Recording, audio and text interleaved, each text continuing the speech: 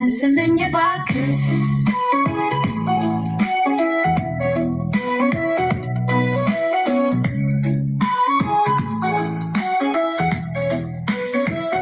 ለምን ወሰድክብኝ ብቻዬን ፈለከኝ እንዲህ ነው የምትወደኝ ቀናተኛውና ሆካክማ መሆንክን አውቃለው እንዲህ ከወደድከኝ ውሰደኝ ብያለው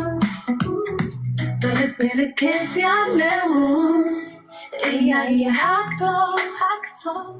አይደለም ሉዓላዊ እኮ ነህ መልስልኝ እባክህ ልለምንህ በስሙ ዳንተና